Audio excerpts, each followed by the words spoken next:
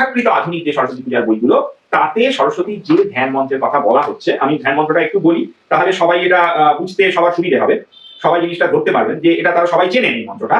সেখানে পরিষ্কার বলা হচ্ছে যে তরুণ সকল বিন্দ বিভ্রতি শুভ্রকান্তি কুচ ভরনমিতাঙ্গী সন্নি সন্ন্যাসিতাব্জে নিজ কর কমলোদ্য লেখনী পুস্তক শ্রী সকল বিভব সিদ্ধই পাতু বাগ দেবতানা। তো এই যে মন্ত্রটা সবাই জানেন, যারা পুজো করেন এই মন্ত্রটা বলে তারা পুজো করছে।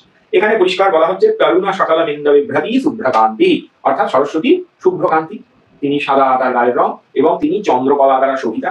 আচ্ছা, দেখতে হবে সরস্বতী সমস্ত মূর্তিতে কি দেখছি, দেবী বীণা বাজাচ্ছেন, কিন্তু যে ধ্যান মন্ত্রটি দিয়ে পুজো করছি সেখানে বীণার কোনো উল্লেখ নেই।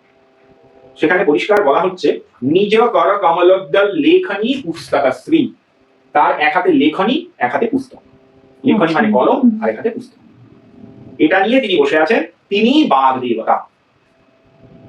বাঘ দেবী বলছি, বাঘ দেবতা তিনি এই মন্ত্র বলেই সবাই পূজা করছেন। আমি যেটা সবসময় পছন্দ করি, এই যে ধ্যান মন্ত্রে আমরা পুজো করবো, দেবতার আকৃতি যেন সেরকমই হয়।